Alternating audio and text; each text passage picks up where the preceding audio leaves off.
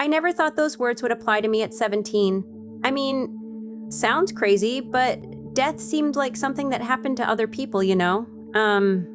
Old people, sick people, not healthy teenagers scrolling TikTok at 2 a.m. My name is Madison, and 3 months ago, I died for 8 minutes and 12 seconds. What Jesus showed me in those 8 minutes will haunt me forever, but not in the way you think. It's the most beautiful terror I've ever experienced, and I'm about to share every shocking detail with you. Before my NDE, I was your typical Gen Z mess. 17 years old, senior at Lincoln High, addicted to my phone like it was oxygen. I'm talking 12 hours a day minimum, Instagram, Snapchat, TikTok, YouTube Shorts, until my eyes burned. My parents, Sarah and Mike, would beg me to put it down during dinner, but I'd just scroll under the table. Classic, right? I had this boyfriend, Tyler, who I thought was everything. We'd text literally thousands of messages a day, sending each other videos and memes instead of actually talking. My little sister Emma, she's only 10, would try to show me her drawings or tell me about school, but I'd just nod while staring at my screen. That's nice, Em. God, the regret I feel now. My grades were slipping from A's to C's because I couldn't focus on anything for more than 30 seconds. Teachers would catch me watching videos during class.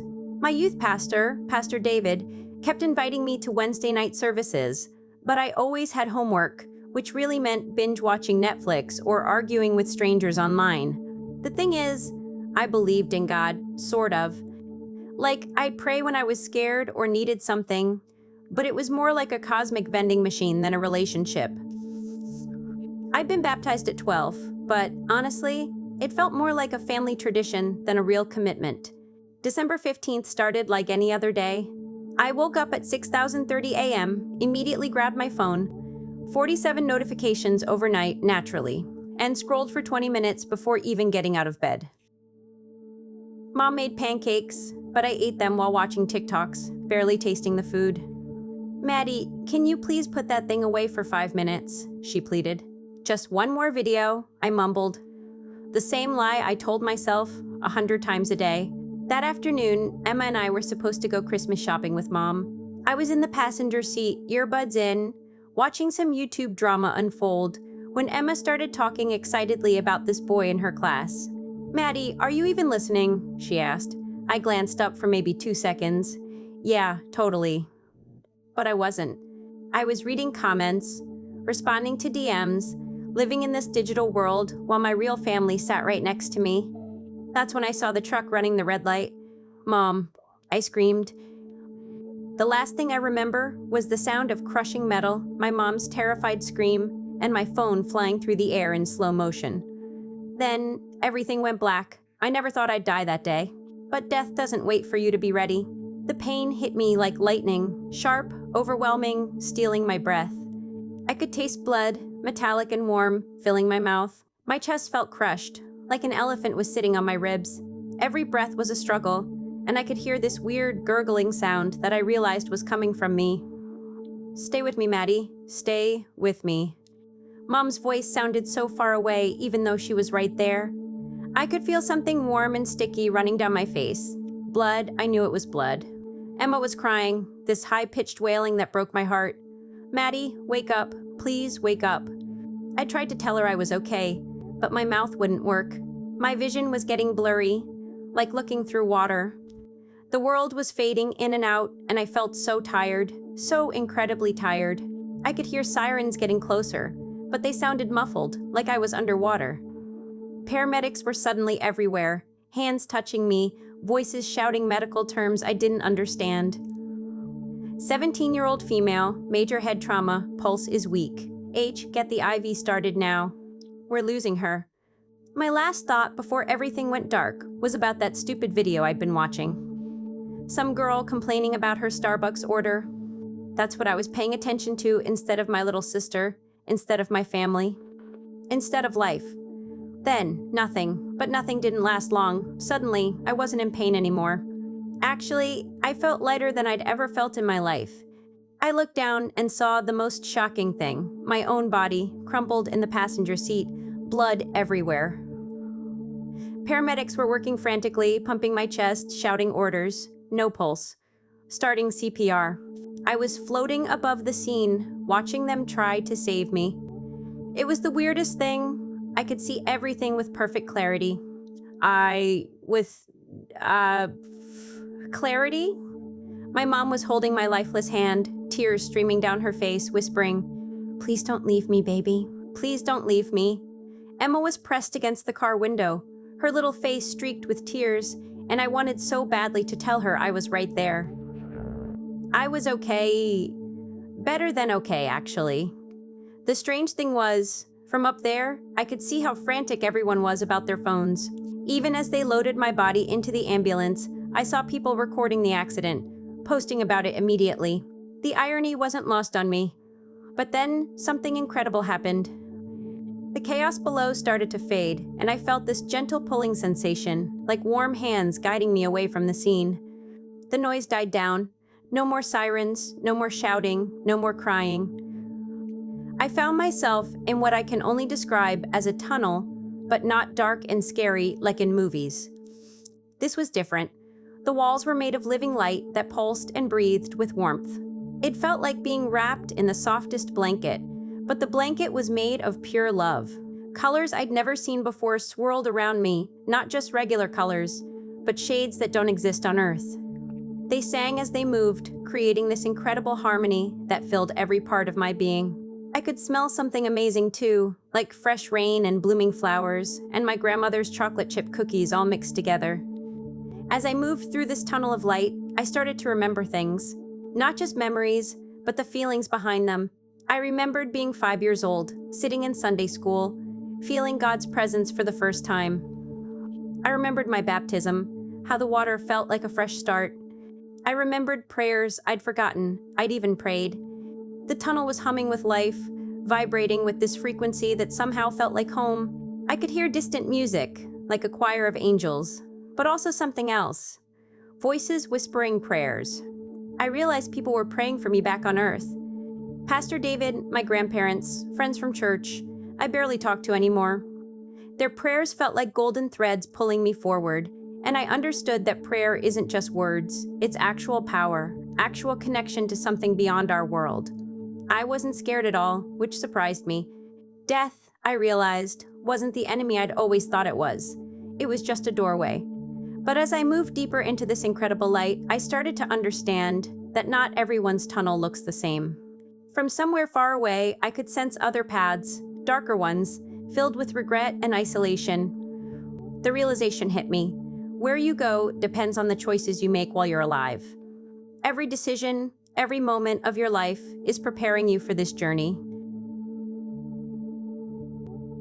As I reached the end of the tunnel, I saw something that took my breath away, if I'd still been breathing anyway. A garden stretched out before me, more beautiful than anything I'd ever imagined.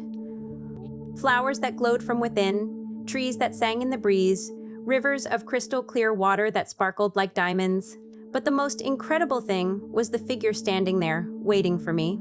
I knew immediately who he was, even though I'd never seen his face before. Jesus.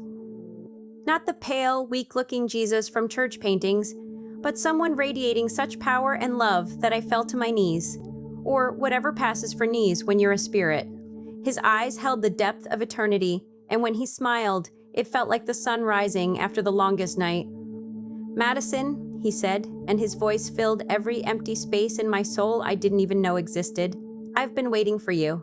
The moment Jesus spoke my name, everything changed. His voice wasn't just sound, it was pure love, vibrating through every part of my being. I'd heard people talk about feeling God's presence, but this was beyond anything I could have imagined. It was like being hugged by eternity itself. "Lord," I whispered, though I already knew. "Is it really you?" He smiled, and that smile could have powered the sun. "Yes, child. I know this is overwhelming, but we need to talk. There are things you need to see, things you need to understand."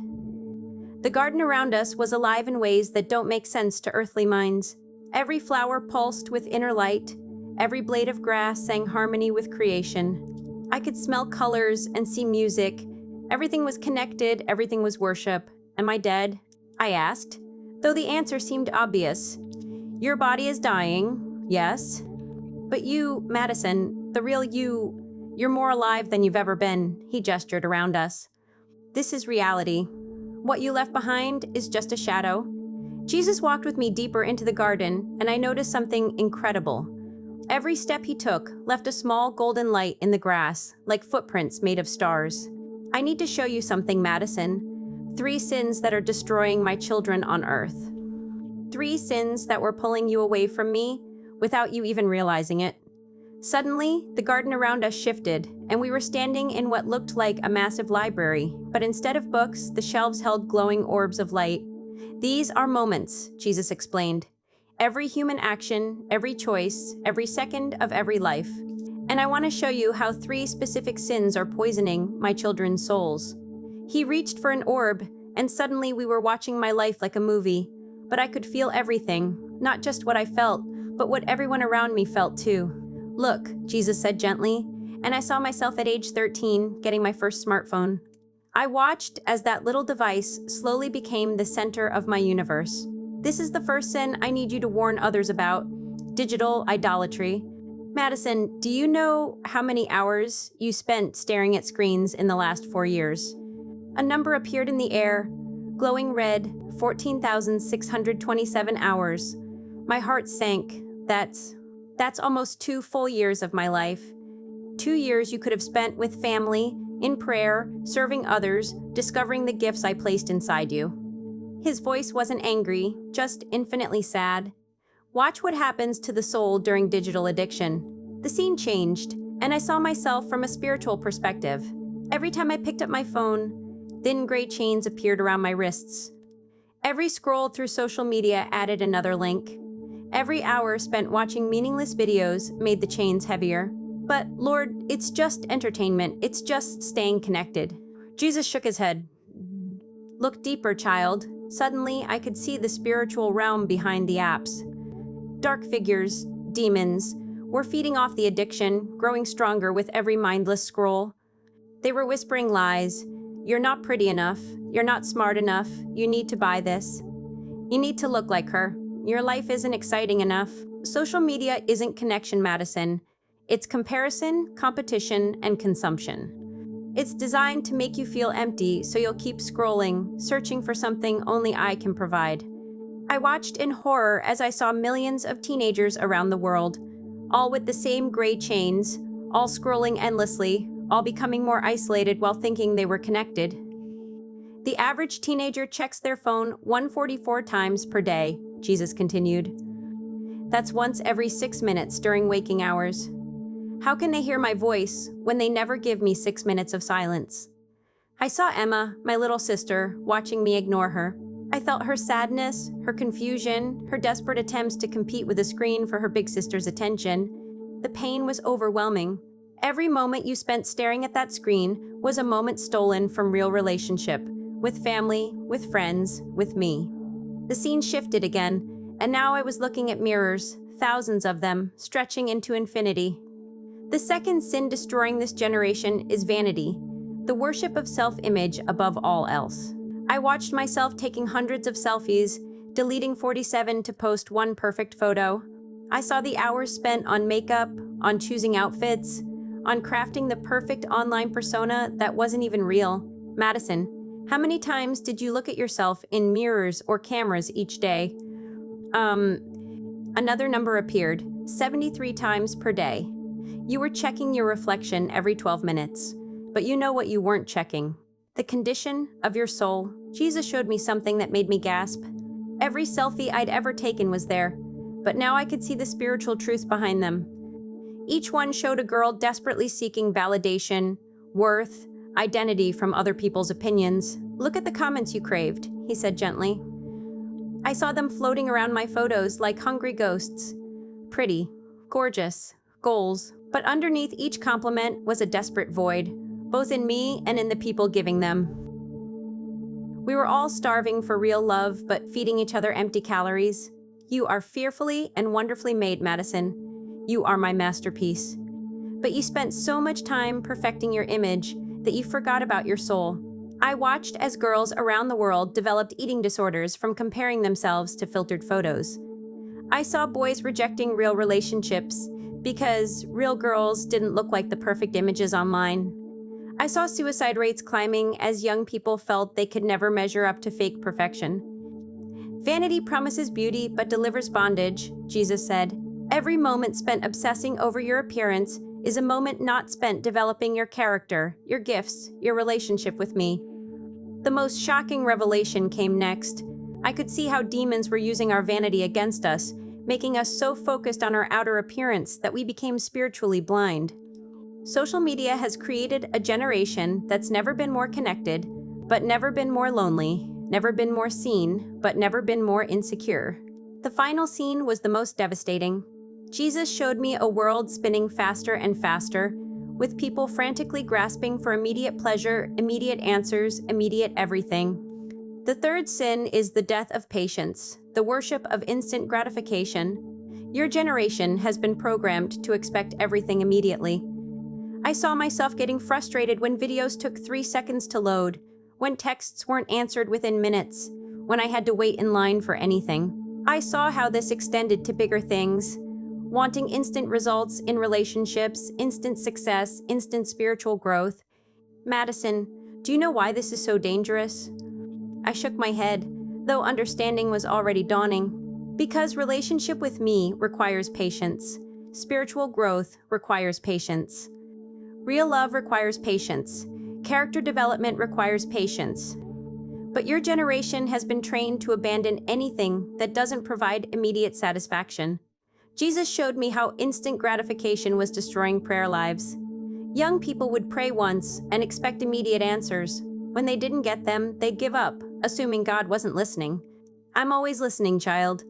But my timing is perfect, and my ways are higher than your ways. Some of my greatest blessings require waiting, require trust, require faith that doesn't depend on seeing immediate results. I watched as this impatience destroyed relationships. People would give up on friendships at the first conflict, on romantic relationships at the first challenge, on family connections when they required effort. Instant gratification promises satisfaction, but delivers emptiness.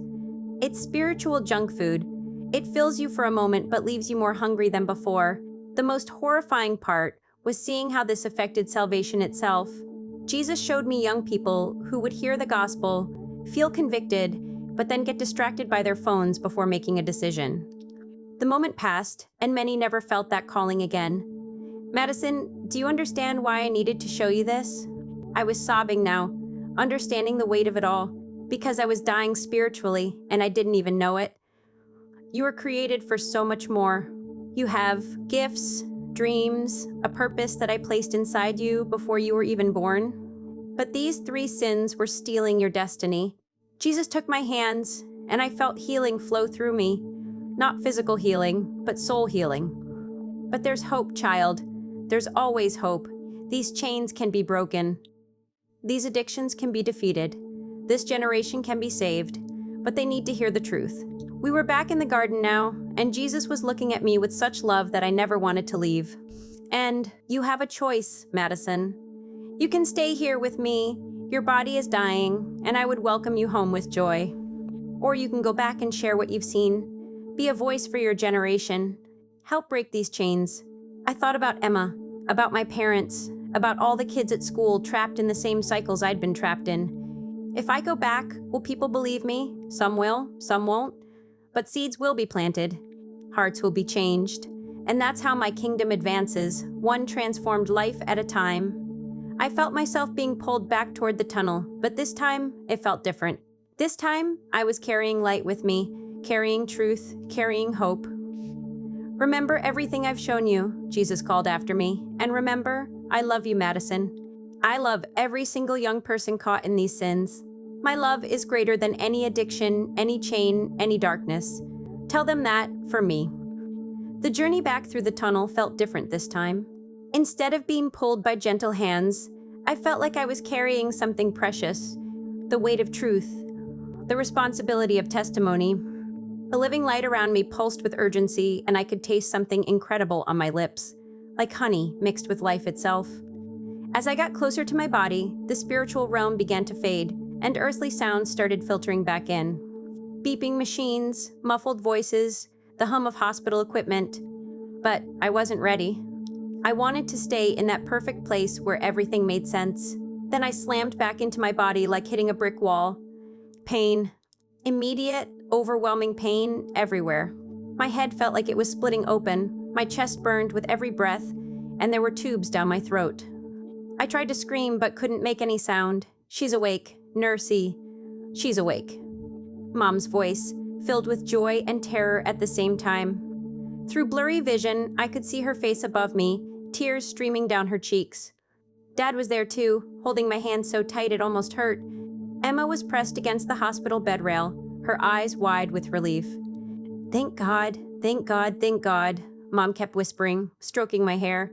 "The doctor, doctor." Martinez came rushing in with 2 nurses. "Madison, can you hear me? You've been unconscious for 3 days. You suffered severe head trauma in the accident. 3 days. It felt like I'd been gone for hours. The brain swelling was extensive, Dr. Sue," Martinez continued, checking my pupils with a tiny flashlight. "Honestly, we didn't expect you to wake up, and if you did, we expected significant brain damage. This is, well, it's miraculous." I wasn't thinking about miracles. I was thinking about Jesus' words. "Remember everything I've shown you." As soon as they removed the breathing tube, the first words out of my mouth were, "Where's my phone?" Everyone looked confused. "Honey, your phone was destroyed in the accident," Dad said gently. "Good," I whispered, and everyone exchanged worried glances. Over the next few days, as I recovered, I tried to explain what had happened. The nurses thought it was normal post-trauma confusion. The doctors called it hypoxic hallucinations from oxygen deprivation. But my family could see the change in me. "Maddie, you're different," Emma said on my 4th day in the hospital. "You're actually looking at me when I talk." She was right. For the first time in years, I was present, really present. When she showed me her get well cards, I saw every detail. The careful way she'd colored inside the lines, the little heart she'd drawn next to my name. Before the NDE, I would have glanced at it for 2 seconds while scrolling through notifications.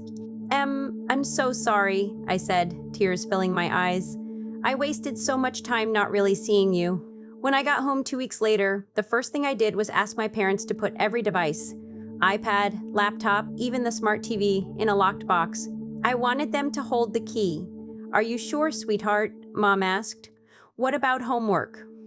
What about staying in touch with friends? I'll use the family computer for homework, with you guys watching. And my real friends will understand." The withdrawal was harder than I expected. My hands would automatically reach for a phone that wasn't there. I'd wake up wanting to check notifications that would never come. But every time I felt that urge, I'd remember Jesus' words about those gray chains, and I'd pray instead. Prayer became my new addiction, in the best possible way. I started spending the time I used to spend scrolling in conversation with God. And you know what? He started answering in ways I'd never noticed before. Through conversations with family, through sermons that spoke directly to my situation, through opportunities to share my story.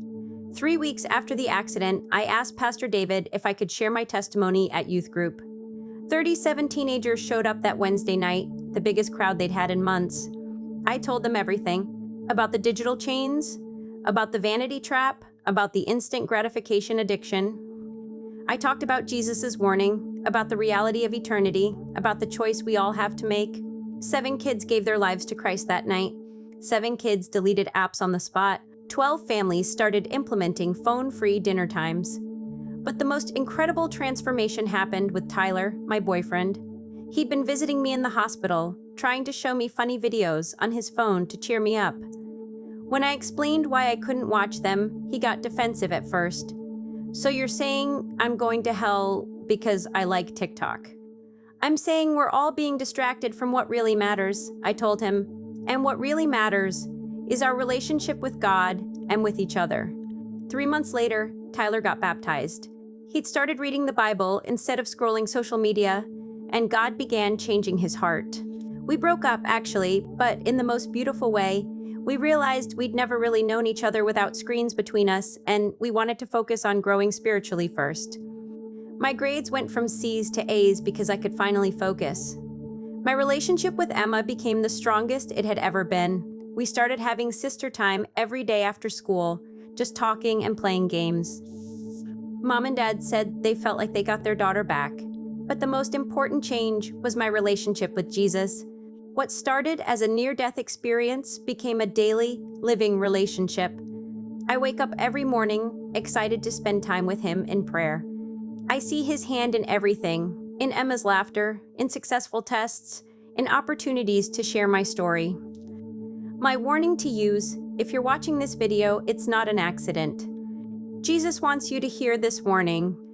Digital idolatry, vanity, and instant gratification are chains that look like freedom but lead to spiritual death.